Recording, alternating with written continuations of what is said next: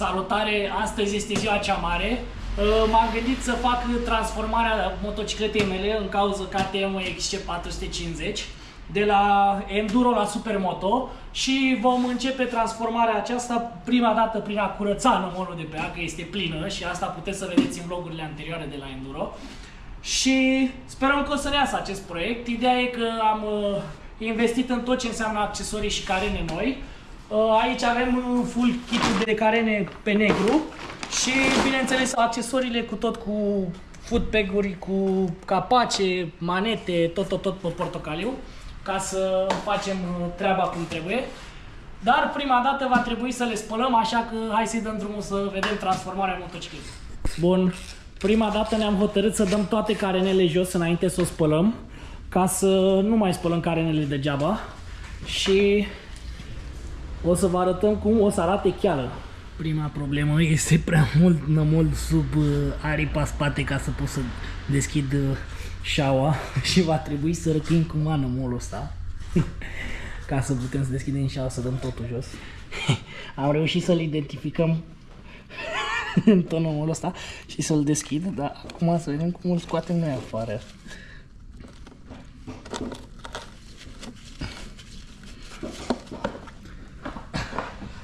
Cred că așa, direct și îl împingem de aici. Ia. Ia uite.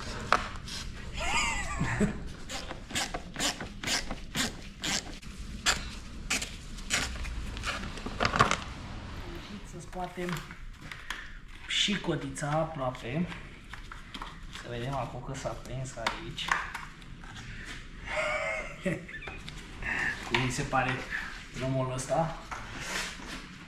Și ușor, ușor începem să o desfacem pe toată. Mai avem efectiv doar ăsta de la filtrul de aer cu lateralele astea și gata, mergem să o spălăm. Am dat și rezervorul jos, uitați-l acolo. Am scos tot și acum am rămas la carena asta, care este cea mai complicat de dat jos pentru că totul se amplasează pe ea. Și după ce o scoatem vom curăța foarte bine motocicleta pe aici și pe la admisie și peste tot.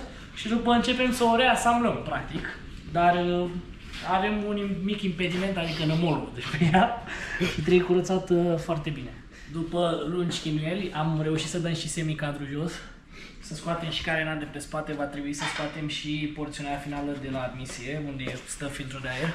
Și acum e desfăcută și vreau să vă arăt cât nămol este. Uitați cât nămol este aici și trebuie să spălăm, să o spălăm bine, bine. Să o facem de stradă.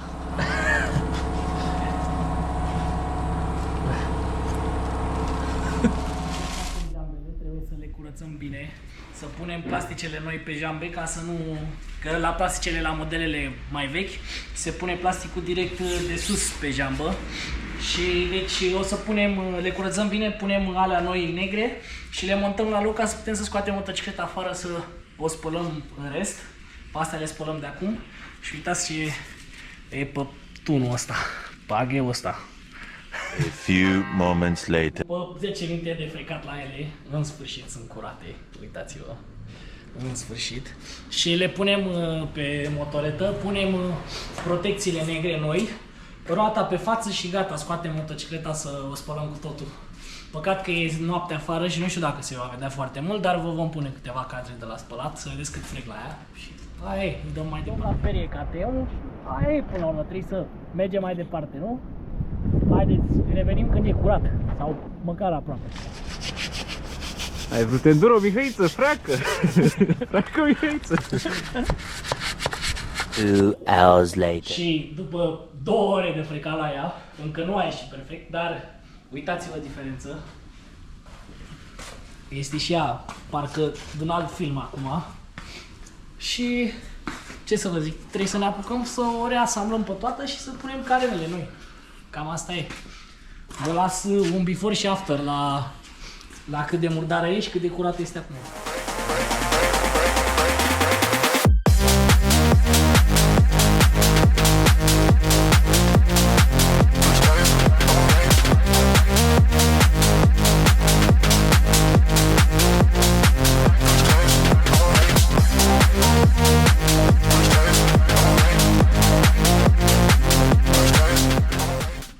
multe ore de chin, în sfârșit am reușit. Am pus setul de carene pe părțile mari și acum urmează să mai punem și farul pe negru, masca de far și toate accesoriile de pe ghidon, să schimbăm ghidonul. Mai avem scărițele, toate accesoriile de la scărițe, schimbătorul, mai e puțin de muncă, dar măcar suntem pe drumul cel bun. Pentru că începem să facem ultimele așezări ale accesoriilor și după și ghidonul și tot. Am terminat cu carenele, ne-am gândit între timp că să ne uităm dacă am pus mecanic totul bine la loc. Asta e. Și vom încerca să o pornim, să vedem dacă pornește.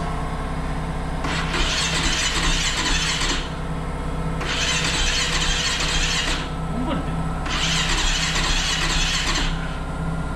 E revizia tehnică. Pentru că trebuia să fie și ceva, să se întâmple ceva. Credem că a intrat apă la bujie când am spălat-o extraordinar de bine, adică așa. Și acum am suflat bujia să vedem dacă pornește.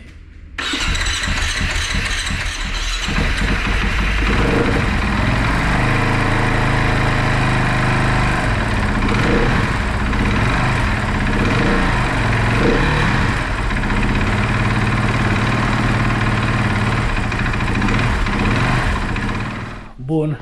Acum că a pornit și că ați văzut că pornește, ideea e că probabil am sugrumat accelerația, că vedeți, rămâne turată. Probabil am sugrumat accelerația cu rezervorul și trebuie mâine să scoatem iar rezervorul și să punem la loc cablurile de accelerație. Și ăsta e stadiul în care o lăsăm în seara asta, iar mâine de dimineață venim înapoi și terminăm, că avem de pus și scărițele și toate accesoriile de aici. Ia uitați câte avem de pus, totul pe portocaliu. Și acum ne concentrăm puțin pe curățenie. Uitați ce aici. Ia uitați ce șantier să facem bestia. Este sâmbătă, am revenit să continuăm vlogul pentru Supermoto Build-Up, dar vedeți cum a nins afară, așa că am zis să dăm și noi o tură pe zăpadă. Practic luăm această scurtă pauză de la vlogul de Build-Up pentru a ne distra puțin. Setup-ul cu el, bam bam, și a plecat. Ia-l!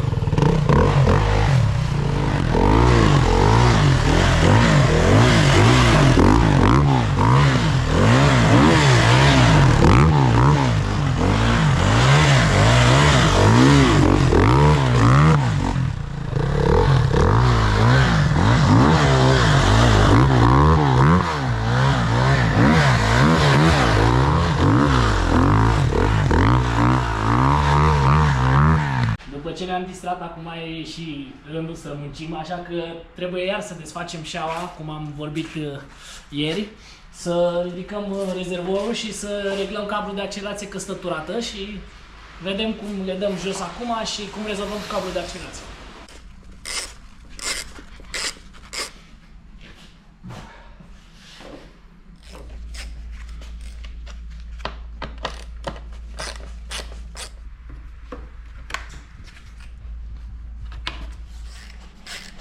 Am ridicat rezervorul și acum să vedem cablul de accelerație, vedem că stă bine. Probabil era sugrumat de rezervor când l-am pus.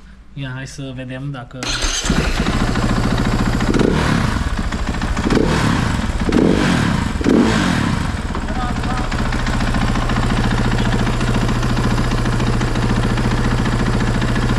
Am rezolvat și cu poziția lor. Acum funcționează corect, nu se mai turează singură.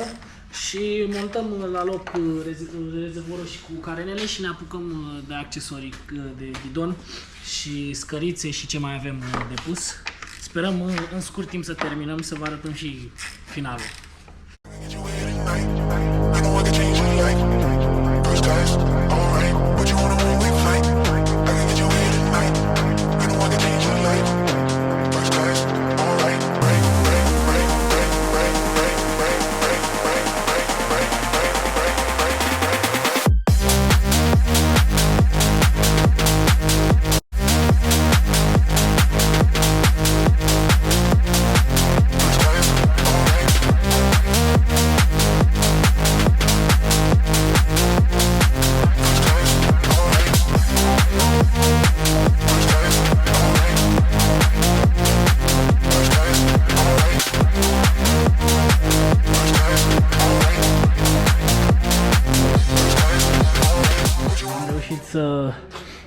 Punem tot ce era de pus, ca și accesorii așa, pe ghidon, peste tot.